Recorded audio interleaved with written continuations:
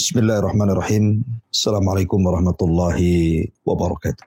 Alhamdulillah wassalatu wassalamu ala rasulillah wa ala alihi wa sahbihi wa mawalah wa la hawla wa la quwata illa billahi wa ba'du. Alhamdulillah, segala puja dan puji hanya milik Allah subhanahu wa ta'ala. Salawat dan salam kita hadiahkan kepada Rasul kita Nabi besar Muhammad sallallahu alaihi wasallam. Pembahasan di pagi hari ini kita akan membahas seputar keajaiban malam Lailatul Qadar. Kita tahu bahwa Ramadan ini terbagi menjadi 3. Ada 10 awal, ada 10 tengah, dan ada 10 akhir. Dan Nabi SAW bersabda, khairul a'mal khawatimuha. Sebaik-baik amal itu ditentukan akhirnya. Begitu juga Ramadan. Yang menentukan berhasilnya kita di bulan Ramadan itu ditentukan dengan 10 akhir bulan Ramadan. Karena 10 akhir Ramadan terdapat satu kemuliaan. Ada satu malam yang siapapun mendapatkan malam tersebut khairun min alfi syahrin. Maka dia akan mendapatkan pahala beribadah satu malam sama dengan orang yang beribadah 84 tahun atau dalam bahasa Quran 1000 bulan. Maka di pagi hari ini kita akan menjelaskan tafsir daripada suratul Qadar. Karena kalau kita bicara tentang malam Lailatul Qadar, maka Al-Quranul Karim sampai menyiapkan satu surat. Dan surat tersebut sampai diberi nama suratul Qadar. Karena menceritakan tentang malam Lailatul Qadar. Ma'asyiral muslimin yang dimuliakan Allah Azza wa Jalla. Apa yang dimaksud dengan Lailatul Qadar? Apa saja keutamaan-keutamaannya? Bagaimana cara mencarinya? Apakah di sana ada tanda-tanda yang bisa kita lihat sehingga kita tahu malam itu adalah Lailatul Qadar atau bukan Lailatul Qadar? Dan apa konsekuensi orang yang tidak mendapatkan malam Lailatul Qadar itu? Inilah pembahasan yang terangkum dalam suratul Qadar. Ma'asyiral muslimin, para pendengar dan para pemirsa yang dimuliakan Allah subhanahu wa ta'ala. Allah subhanahu wa ta'ala berfirman, Inna anzalnahu fi lailatul qadr. Wa ma adraka ma lailatul qadr. Lailatul qadri khairun min alfi syahrin. Tanazzalul malaikatu warruhu fiha biidni rabbihim min kulli amr. Salamun hiya hatta matla'il fajr. Allah subhanahu wa ta'ala mengatakan, Inna anzalnahu fi lailatul qadr. Sesungguhnya kami turunkan Al-Quran itu di malam Lailatul Qadar. Apa maknanya? Ada sebagian para ulama yang mengatakan bahwa makna kami turunkan Al-Quran di malam Lailatul Qadar ini tentu ada sebuah pertanyaan. Dari mana Al-Quran itu turun dan kemana Al-Quran diturunkan? Karena kalimat inzal turun ini kan harus jelas dari mana dia diturunkan dan kemana dia diturunkan. Maka Al-Quran diturunkan dari sebuah tempat yang sangat-sangat terjaga yang disebut dengan Lauhil Mahfuz. Ketika Allah subhanahu wa ta'ala menciptakan pena qalam, maka Allah subhanahu wa ta'ala mengatakan kepada pena, uktub kulla syai'in ila yaumil qiyamah. Catatlah segala sesuatu sampai kiamat dibangkitkan. Maka mulailah pena mencatat apa yang difirmankan Allah termasuk di dalamnya Al-Quran. Kemudian diletakkan di sebuah papan yang disebut dengan mahfud. Papan itu terjaga. Apa makna terjaga? Terjaga dari para malaikat, di mana malaikat tidak sanggup mengetahui isi daripada Lauhil Mahfuz. Terjaga dari jin, bahkan manusia. 3 makhluk yang berakal ini tidak tahu apa isi daripada Lauhil Mahfuz kecuali Allah subhanahu wa ta'ala. Artinya malaikat tidak tahu tentang takdir Allah. Begitu juga jin dan juga manusia. Lah ketika Allah subhanahu wa ta'ala kemudian memerintahkan kolam untuk mencatat dan tintanya sudah selesai habis, maka Allah letakkan lauh itu di atas arasy-Nya. Lah dari Lauhil Mahfuz ini Al-Quran diturunkan. Kemana? Ke Baitul Uzza. Di mana Baitul Uzza itu? Di langit pertama. Artinya tidak sampai ke bumi. Lah saat turunnya Al-Quran 30 juz dari Lauhil Mahfuz, kemudian diletakkan di Baitul Uzza itu, turunnya saat malam Lailatul Qadar. Dari sini Allah mengatakan, Inna anzalnahu fi Lailatul Qadar. Sesungguhnya kami turunkan Al-Quran secara jumlah, secara keseluruhan dari Lauhil Mahfuz ke Baitul Uzza. Ini satu penafsiran. Penafsiran yang kedua, maksudnya inna anzalnahu fi lailatul qadr, ini bicara tentang permulaan turunnya ayat. Makanya kalau Anda membaca mushaf, maka Anda akan mendapati tartib Al-Quran itu sebelum surah Al-Qadar itu adalah suratul Alaq. Jadi secara tartib Quran, suratul Alaq baru setelahnya suratul Qadar.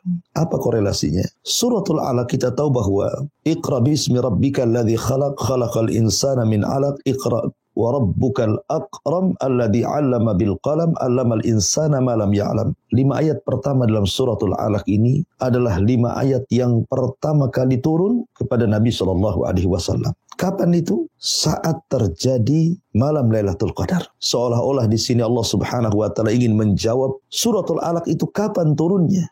Maka Allah Subhanahu wa taala katakan inna anzalnahu fi lailatul qadr.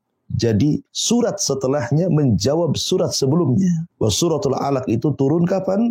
Inna anzalnahu fi lailatul qadr. Kami turunkan surat itu di malam Lailatul Qadar. Artinya inna anzalnahu fi lailatul qadr itu bicara tentang permulaan turunnya Al-Quran. Jadi ketika Nabi SAW di usia menjelang 40 tahun 6 bulan sebelumnya, Rasul selalu bermimpi. Mimpinya aneh. Kata Ummul Mukminin Aisyah radhiyallahu anha, kal falaki subhi, seperti falak subuh. Artinya malamnya bermimpi, besoknya menjadi sebuah kenyataan. Ketika Nabi SAW genap usianya 40 tahun, maka Nabi SAW pun kemudian tafakur di sebuah gua selama 1 bulan Ramadan. Maka tepat di tanggal-tanggal ganjil di 10 akhir Ramadan, ada yang mengatakan tanggal 27, ada yang mengatakan yang lainnya. Di malam hari itulah Jibril mendatangi Rasul, kemudian memeluk Nabi, kemudian mengatakan, Iqra ya Muhammad, baca wahai Muhammad. Tapi Rasul mengatakan, ma'ana biqari, aku tidak bisa baca. Karena yang dipahami Rasul, kalimat membaca itu artinya membaca tulisan. Sementara Rasul tidak bisa baca dan tidak bisa menulis. Makanya Rasul mengatakan, aku tidak bisa baca. Sampai 3 kali Jibril mengatakan Iqra, 3 kali pula Rasul mengatakan saya tidak bisa baca. Akhirnya Jibril mentalkinkan Iqra bismi rabbikal ladzi khalaq, khalaqal insana min 'alaq, Iqra wa rabbukal akram alladzi 'allama bil qalam, 'allamal insana ma lam ya'lam. Maka 5 ayat pertama dalam suratul Alaq turun kepada Rasul tepat di malam Lailatul Qadar. Berarti pemahaman yang kedua, inna anzalnahu fi lailatul qadr, bicara tentang permulaan turunnya Al-Quran. Adapun ayat-ayat dan surat-surat yang lainnya bisa turun di malam Lailatul Qadar, bisa juga turun di luar malam Lailatul Qadar. Tapi permulaannya turun di malam Lailatul Qadar. Ini pemahaman yang kedua. Tafsir yang ketiga, inna anzalnahu fi lailatul qadr, artinya inna anzalnahu fi fadli lailatul qadr, fi sya'ni lailatul qadr. Sesungguhnya kami turunkan Al-Quran itu karena memuliakan Lailatul Qadar. Jadi Allah Subhanahu wa taala ketika menciptakan makhluk itu pasti ada makhluk-makhluk yang dilebihkan dibandingkan yang lainnya. Ketika Allah menciptakan langit, maka langit ke-7 tentu lebih utama dibandingkan langit yang bawahnya. Ketika Allah Subhanahu wa taala menciptakan makhluk di atas langit, tentu arsy yang lebih utama karena dekat dengan Allah. Ketika Allah Subhanahu wa taala menciptakan para malaikat, tentu Jibril lah malaikat yang paling mulia. Ketika Allah menciptakan para nabi, maka Rasul kita Muhammad SAW adalah nabi terbaik, bahkan sayyidul anbiya'i wal mursalin, pemimpinnya para nabi dan rasul. Ketika Allah Subhanahu wa taala menciptakan bulan, tentu Ramadan pemimpin bulan-bulan.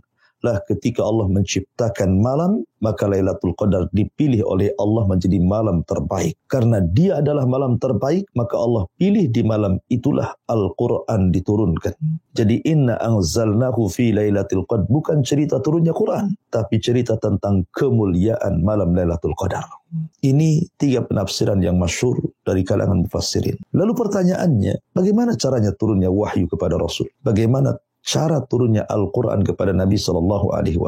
Turunnya wahyu kepada Nabi SAW ada yang sifatnya kifahan, di mana Jibril datang kepada Rasul, mentalkinkan ayat, kemudian Rasul mengulangnya. Seperti ketika turunnya suratul Alaq di Gua Hira, Jibril mentalkin dan Rasul mengulangnya. Kemudian yang kedua, terkadang Nabi SAW berjumpa langsung dengan Allah, kemudian berdialog tanpa perantara Jibril, seperti dalam peristiwa Isra dan Mi'raj. Nabi langsung berjumpa dengan Allah di Sidratil Muntaha, kemudian berdialog di balik tabir yang menabiri Allah Subhanahu wa ta'ala, dan tabirnya Allah adalah cahaya. Dalam riwayat tabirnya Allah adalah api. Kemudian Rasul berbincang di balik tabir dengan Allah secara langsung tanpa perantara Jibril. Kemudian terlahirlah syariat 50 waktu solat yang berakhir menjadi 5 waktu solat. Kemudian yang ketiga, terkadang wahyu itu sampai kepada Rasul lewat mimpi. Karena mimpinya para nabi itu wahyu. Beda dengan mimpi kita. Sebagaimana Ibrahim ketika bermimpi menyembelih putranya betul-betul disembelih, maka dia terjaga dari mimpinya. Kemudian dia tahu ini perintah Allah. Dipanggilnya Ismail dan mengatakan, Ya bunai, inni ara fil manami anni adbahuka fangdur madza tara. Wahai anakku, semalam ayahmu bermimpi, ayahmu menyembelih dirimu. Bagaimana pendapatmu? Maka Ismail, anak yang cerdas, dia mengatakan, Ya abatif al-ma tu'mar satajiduni insyaallahu minas sabirin. Wahai ayahku, kalau ini perintah Allah, lakukan saja. Dan engkau akan dapati aku termasuk hamba Allah yang sabar. Artinya mimpi para nabi itu wahyu. Jadi thariqah yang ketiga, turunnya wahyu itu dengan cara mimpi. Kemudian yang keempat, terkadang Jibril datang kepada Nabi SAW dan langsung memasukkan Al-Quran ke dada Nabi. Tiba-tiba Rasul sudah hafal saja. Jadi Jibril datang, meletakkan satu surat yang akan diturunkan atau beberapa ayat yang akan diturunkan langsung ke dada Rasul, dan Rasul sudah bisa menghafalnya. Dan itu paling berat yang dialami Nabi SAW. Sebagaimana ketika Nabi SAW berdebat dengan seorang anak kecil Yahudi yang dipersangkakan Dajjal oleh para sahabat, diantaranya Umar ibn Khattab, Abu Sa'id Al-Khudri, Abdullah ibn Umar, Hafsah dan yang lainnya mengatakan budak itu adalah Dajjal, budak Yahudi, karena ciri-cirinya seperti Dajjal. Maka Nabi SAW ingin menguji apakah dia Dajjal atau tidak. Ketika itu Jibril sangkakan Dajjal itu. Kata Nabi SAW, wahai Saf, wahai Ibnu Sayyad, tebak apa yang ada dalam hatiku. Tiba-tiba Ibnu Sayyad mengatakan, duh. Maka Rasul mengatakan, ikhsa falan ta'dua qadrak. Menyingkir engkau wahai bocah, karena engkau tidak bisa melanjutkan kata-katamu. Sebenarnya Ibnu Sayyad sudah benar. Ingin mengatakan duhon, tapi dia tidak bisa lengkap mengatakan duhon. Sehingga dia mengatakan duh. Artinya bahwa Nabi telah turun padanya suratul duhon, langsung dimasukkan oleh Jibril ke dada Rasul, dan Rasul langsung menghafalnya. Dan banyak lagi cara turunnya wahyu kepada Nabi SAW. Ma'asyiral muslimin, para pendengar dan para pemirsa yang dimuliakan Allah Subhanahu wa taala. Inna anzalnahu fi lailatul qadr. Lailatul qadri terdiri dari dua kalimat. Lailatun al-qadari. Apa itu Laila dan apa itu al-qadar? Di sini Allah Subhanahu wa taala menyebut lailatun dengan kalimat tunggal atau dalam bahasa Arabnya mufrad, dan tidak menyebut dengan kalimat layali jama', artinya banyak. Ya, ketika Allah Subhanahu wa taala menyebut dengan kalimat tunggal lailatun, artinya satu malam, berarti Lailatul Qadar itu hanya ada satu malam dalam setahun itu.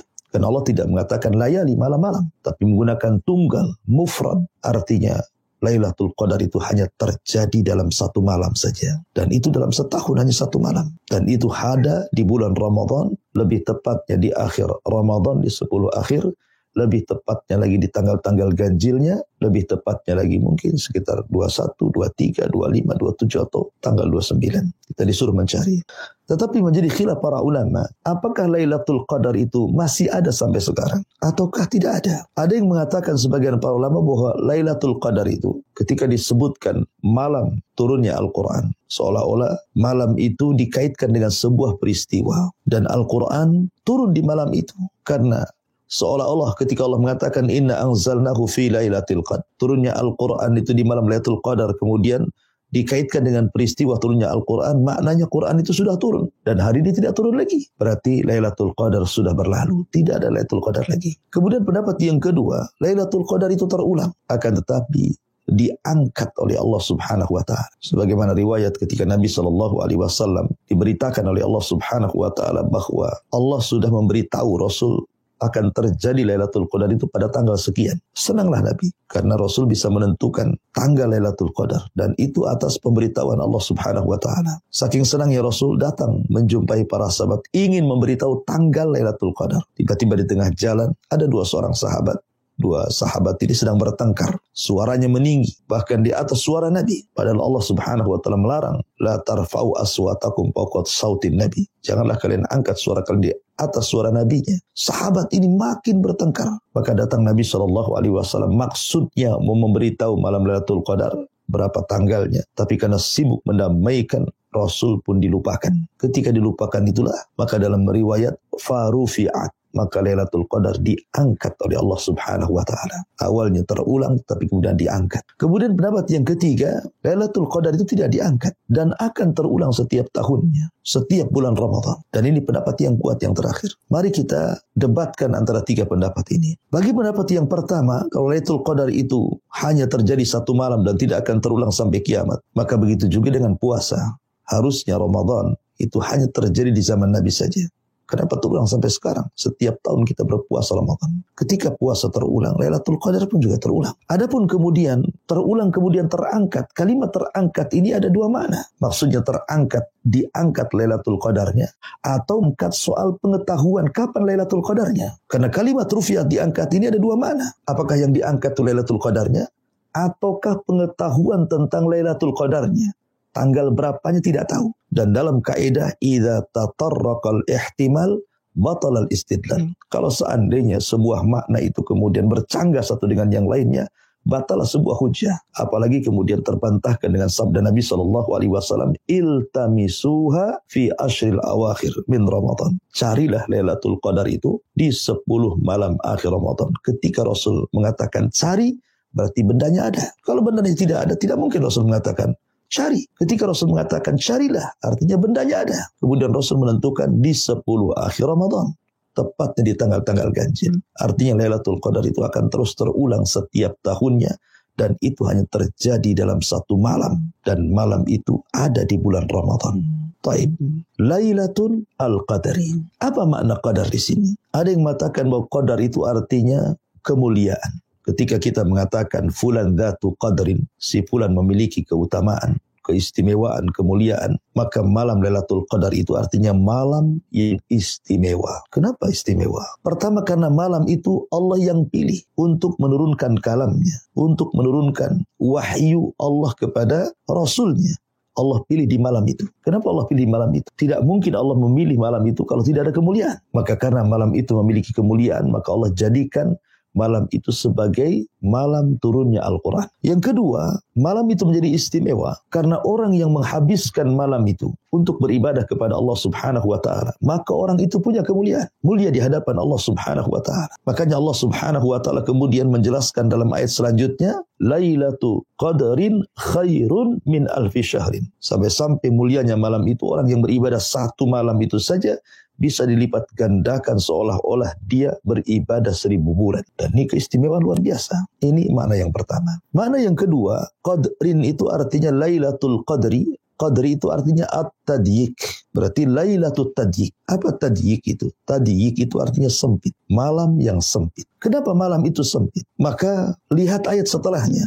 Tanazzalul malaikatu warruhu fiha. Karena di malam itu para malaikat turun memenuhi bumi. Tidak ada satu tempat di bumi, lautannya, daratannya, hutannya, bukitnya, gunungnya, lembahnya, padang pasirnya, kecuali ada malaikat di situ. Saking banyaknya sehingga menyempitkan bumi. Sehingga Imam Ibnu Katsir rahimahullahu ta'ala menukilkan sebuah riwayat bahwa jumlah para malaikat itu di malam Lailatul Qadar yang turun, adaduhum ka'adadil hasa. Jumlah mereka seperti jumlah kerikil yang ada di permukaan bumi. Kita menghitung kerikil satu lori saja, kita tidak bisa menghitung berapa jumlahnya. Bagaimana kalau seandainya kerikil di permukaan bumi dihitung? Siapa yang bisa menghitungnya? Malaikat yang turun sebanyak itu menunjukkan bahwa malaikat itu jumlahnya banyak. Wa ma ya'lamu junuda rabbika illahu wa ma wa la ya'lamu junuda rabbika illahu wa ma huwa illa dzikra lil bashar. Tidak ada yang tahu jumlah para malaikat kecuali Allah yang turun saat malam Lailatul Qadar. Karena tidak ada satu jengkal kecuali ada para malaikat di bumi, maka bumi menjadi sempit karena berdesak-desakannya para malaikat. Maka disebut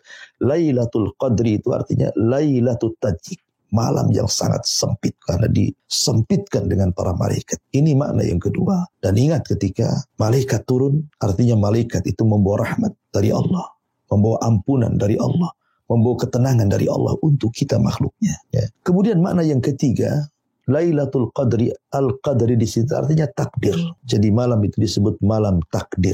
Apa maksudnya? Ini berdasarkan firman Allah Subhanahu wa ta'ala, fiha yufraku kullu amrin hakim. Di malam itu takdir manusia akan didaur ulang kembali setahun yang akan datang. Rizkinya berapa? Bahagianya berapa? Susahnya berapa? Su'ul khotimah, apakah husnul khotimah. Panjang umurkah, pendek umurkah? Banyak rizkikah, sedikit rizkikah? Banyak bahagianya atau sedikit bahagianya, banyak sedihnya? Jadi ditentukan malam itu menentukan nasib seseorang setahun yang akan datang. Makanya saya katakan, jangan mempertaruhkan 11 bulan yang akan datang dengan menyanyiakan 10 akhir Ramadan. Karena 10 akhir Ramadan itu menentukan hidup kita 11 bulan yang akan datang. Karena Allah Subhanahu wa ta'ala mendaur ulang takdir kembali. Kita tidak tahu. Minimalnya kalau seandainya Allah takdirkan kita mendapatkan malam Lailatul Qadar dan Allah catat takdir kita, kematian kita dalam 11 bulan yang akan datang, minimalnya kita mati dicatat sebagai orang yang mati husnul khotimah dan tidak mati dalam posisi su'ul khotimah. Karena malam itu yang menentukan. Betapa banyak orang yang kemudian lalai memperhatikan 10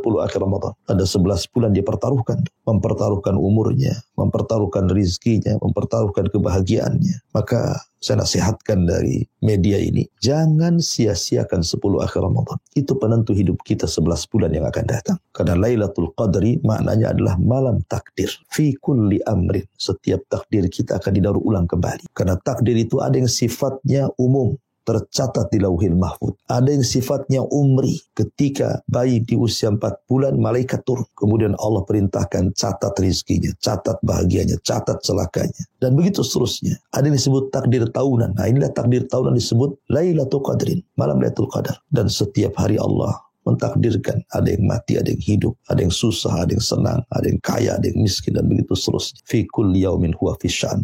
Setiap hari Allah itu sibuk mengurus takdir manusia. Ma'asyiral muslimin, para pendengar dan para pemirsa yang dimuliakan Allah Subhanahu wa ta'ala. Itulah makna Lailatul Qadar. Lalu apa khususiahnya? Khususan malam Lailatul Qadar itu apa sebenarnya? Istimewanya apa? Kenapa kita disuruh mencari Lailatul Qadar? Yang pertama, Lailatul Qadar itu adalah malam di mana Allah Subhanahu wa ta'ala akan memberikan ampunan kepada kita. Kalau boleh saya jabarkan sedikit. Di bulan Ramadan itu ada 3 ampunan yang Allah tawarkan kepada kita. Pertama, puasa. Tapi tidak semua orang bisa berpuasa. Ketika Nabi mengatakan, man shama ramadanan imanan wahtisaban ghufira lahu ma taqaddama min dhanbi. Barang siapa yang berpuasa di bulan Ramadan, yakin akan perintah, mengharap pahalanya, Allah akan ampuni dosa-dosanya. Tapi apakah semua orang bisa berpuasa? Tidak. Ada orang-orang tua tidak sanggup berpuasa. Ada orang-orang sakit yang ditakdirkan dia sakit parah dan tidak diharap kesembuhannya, dokter mengatakan tidak boleh puasa. Berarti ampunan ini hanya berlaku kepada orang-orang yang berpuasa. Lalu bagaimana nasib yang tidak berpuasa? Apakah mereka di bulan Ramadan tidak ada ampunan? Maka Allah Subhanahu wa ta'ala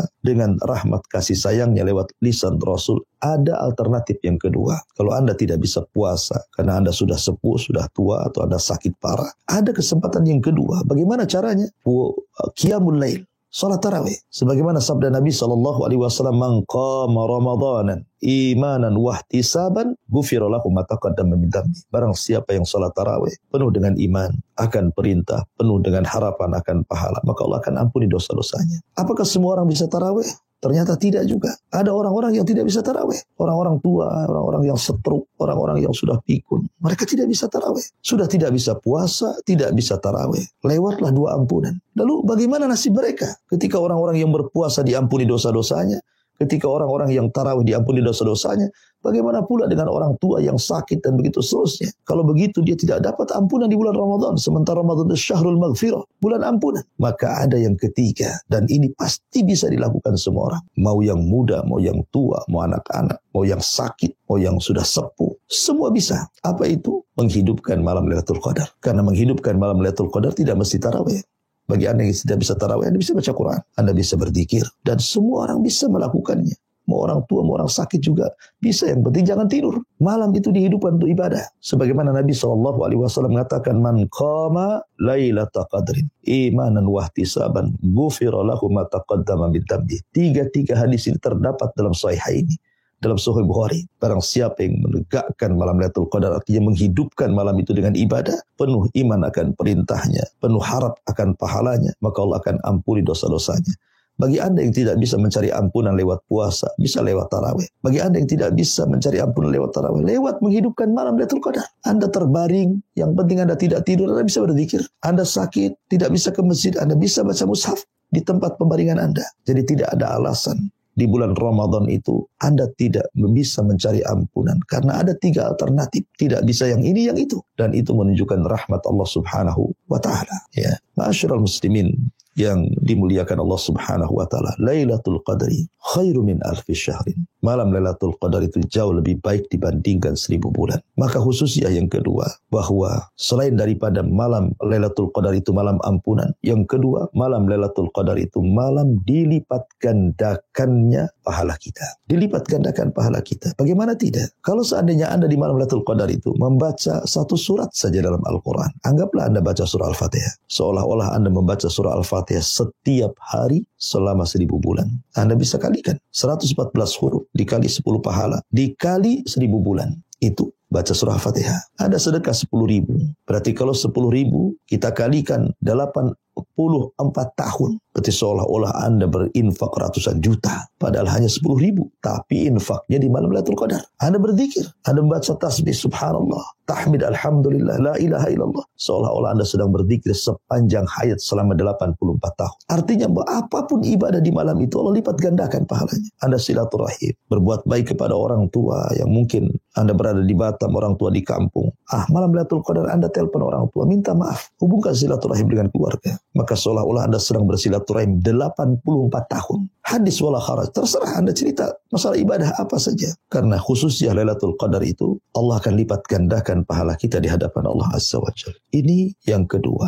Yang ketiga, khususnya Lailatul Qadar itu adalah inzalul Quran. Di mana Allah turunkan Al-Quran. Artinya Lailatul Qadar itu turunnya Al-Quran sampai Ramadan disebut Syahrul Quran. Bulannya Al-Quran. Maka sekarang puasa ini sudah lewat hampir 10 hari. Sudah masuk ke 10 hari. Artinya sudah akan masuk ke 10 tengah. Jangan sampai kemudian puasa kita selama 10 hari ke belakang, tarawih kita selama 10 hari ke belakang masih mengeraskan hati kita. Bukti kerasnya hati kita apa? Malas untuk membaca Quran. Masa sudah 10 hari lewat Ramadan, 1 lembar pun kita tidak baca. Atau mungkin 2 lembar kita tidak bisa baca. La haula wa la quwata illa. Berat sekali Anda membaca Quran. Kalau bukan kekerasan hati, apa namanya? Masa puasa tidak melembutkan hati Anda? Tarawih tidak melembutkan hati Anda sehingga Anda tidak mau membaca Quran? Padahal ini bulan Quran.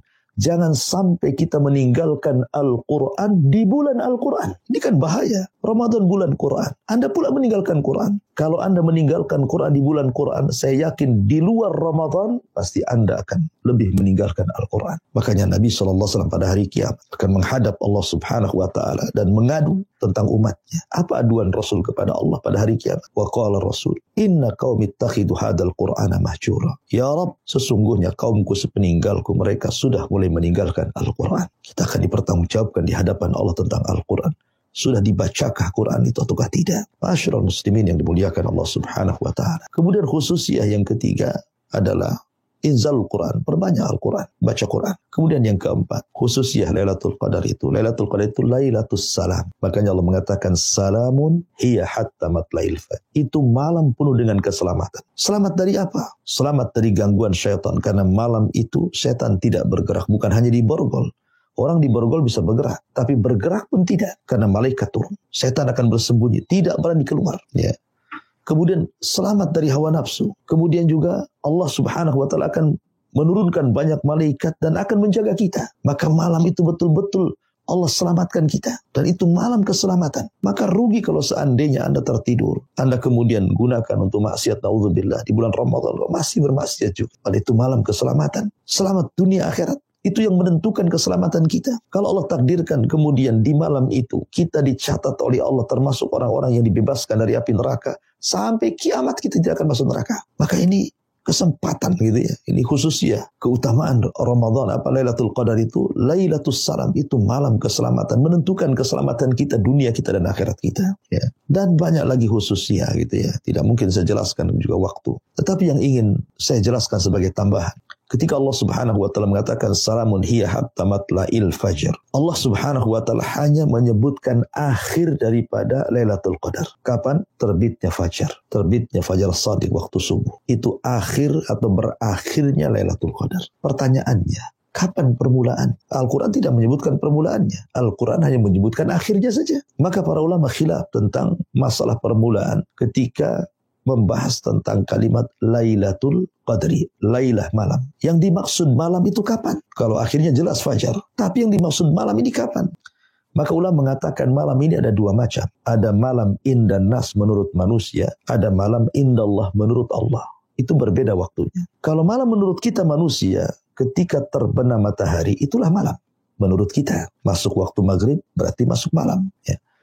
Tapi menurut Allah berbeda. Karena ada hadis Nabi SAW mengatakan, yata'aqabuna fikumul malaika, malaikatul laili wa malaikatul nahar, wa yajtami'una fi salatil fajri wa salatil asri. Allah mengutus para malaikat untuk mencatat yang baik-baik dari hamba-hambanya. Ada yang diberikan tugas sip malam dan ada yang diberikan tugas sip siang. Dan ketemunya di dua solat. Pertama solat fajar, yang kedua solat asar. Artinya ketika malaikat siang hendak bertugas mencatat kebaikan hamba, maka dia turun ketika manusia sedang solat fajar. Kemudian mencatat kebaikan siang itu sampai asar. Kemudian dia naik ke langit untuk melaporkan catatannya. Di waktu yang sama malaikat malam turun ketika manusia sedang solat asar.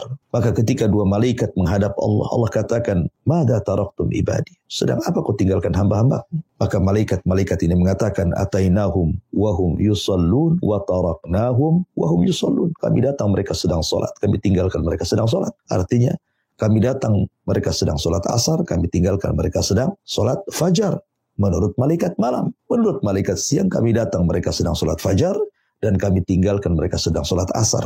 Dari sini menunjukkan bahwa malam menurut Allah itu ditentukan di waktu asar, bukan di waktu maghrib. Berarti kalau Lailatul Qadar itu maksudnya malam menurut manusia berarti dimulai maghrib sampai fajar. Tapi kalau malam menurut Allah, maka Lailatul Qadar itu dimulai dari waktu asar dan diakhiri waktu fajar. Wallahu a'lam. Ya, apakah? Tapi kalau kita ingin mengambil ikhtiyat keselamatan, maka mulailah Lailatul Qadar itu di waktu asar. Makanya orang-orang yang i'tikaf di 10 akhir Ramadan disunahkan masuk di waktu asar dan keluar nanti di waktu fajar ketika Idul Fitri. Ini menunjukkan bahwa Lailatul Qadar itu dimulai di waktu asar dan diakhiri waktu fajar. Artinya setat asar saja, setelah asar kita sedekah. Berarti kalau kita bersedekah, sedekah kita akan dilipat gandakan menjadi seolah-olah kita sedang bersedekah 84 tahun atau 1000 bulan. Lepas asar saja kita silaturahim. Karena silaturahim kita dianggap seolah-olah kita setiap hari silaturahim selama 1000 bulan. Setat asar saja kita ambil mushaf, kita baca Quran. Jadi mulailah kita aktivitas ibadah di 10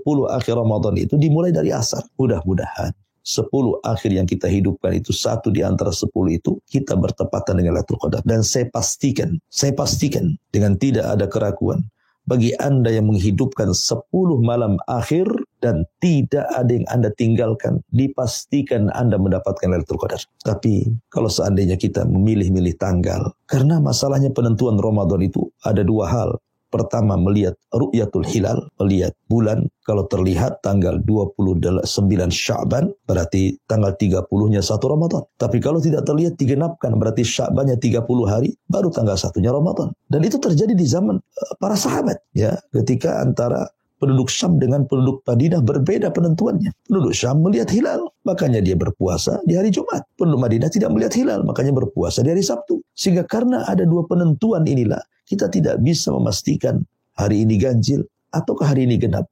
Bagi kita ini ganjil, bagi mereka yang berbeda ini genap. Bagi mereka ganjil, bagi kita pula genap. Sehingga selamatnya hidupkan 10 malam supaya kita mendapatkan Lailatul Qadar. Apalagi Nabi SAW digambarkan oleh Aisyah radhiyallahu anha, kana Nabi sallallahu alaihi wasallam idza dakhala al-ashra. Ingat, Nabi SAW apabila masuk di 10 akhir Ramadan, Rasul mengambil 3 aktivitas. 1, syadda mi'zarahu. Dia kencangkan sarungnya. Maknanya dia tidak mendekati satu pun istrinya.